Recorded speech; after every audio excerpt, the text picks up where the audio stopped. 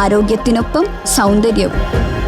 സമഗ്രമായ ആരോഗ്യത്തിന്റെയും സൗന്ദര്യത്തിന്റെയും പുതിയ തുടക്കത്തിനായി മട്ടാഞ്ചേരിയിൽ സ്ഥിതി ചെയ്യുന്ന ആയുർസ്പർശ് ആയുർവേദ ഹോസ്പിറ്റൽ നിങ്ങളേവരെയും സ്വാഗതം ചെയ്യുന്നു.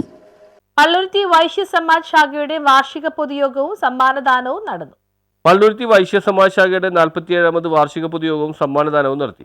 SVD കലാമന്ദിറിൽ വെച്ച് പള്ളുരുത്തി ശാഖാ പ്രസിഡന്റ് എൽ ശിവകുമാറിന്റെ അധ്യക്ഷതയിൽ നടന്ന പൊതുയോഗം വൈശ്യ സമാജ് കേരള പ്രസിഡന്റ് എം മുരളീധരൻ ഉദ്ഘാടനം ചെയ്തു.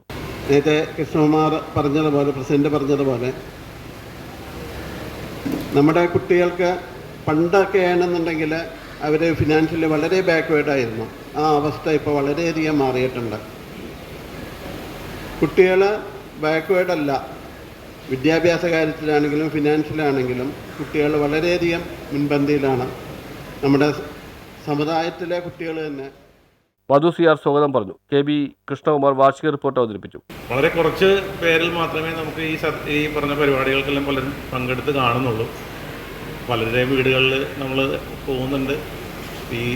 നമ്മൾ പുതിയ കമ്മിറ്റിയിൽ വന്ന് 2 കൊല്ലം 3 കൊല്ലത്തിനടുത്തായിട്ടുള്ളൂ ഞങ്ങൾ ഈ കമ്മിറ്റിയിൽ ചാർജ് എടുത്തിട്ട്. പല വീടുകളിലും നമുക്ക് നല്ല രീതിയിൽ കവർ ചെയ്യാൻ സാധിച്ചിട്ടുണ്ട്. പല വീടുകളിലും നമുക്ക് വീട്ടിൽ നല്ല. KB പ്രവീൺ കുമാർ വരവ് ചിലവ് കണക്ക് അവതരിപ്പിച്ചു. തുടർന്ന് Venkatachalapathy Devaswom president TN Kannan, Kerala Konkani academy chairman PN Krishnan, Kerala Guruseva Samiti president KM Purushothamarao, assistant professor Sreenarayana Guru open യൂണിവേഴ്സിറ്റിയിലെ KU വിജയരാജൻ, തിരുക്കൊച്ചി സാമൂഹ്യക്ഷേമ സഹകരണ സംഘത്തിലെ M രാജു എന്നിവർ സംസാരിച്ചു. SLC, +2, ഡിഗ്രി, PG തലങ്ങളിൽ പള്ളുരുത്തി ശാഖാപരിധിയിൽ നിന്ന് വിജയിച്ച വിദ്യാർത്ഥികളെ ആദരിച്ചു. ശ്യാം MB കൃതജ്ഞത രേഖപ്പെടുത്തി. News bureau, Palluruthy.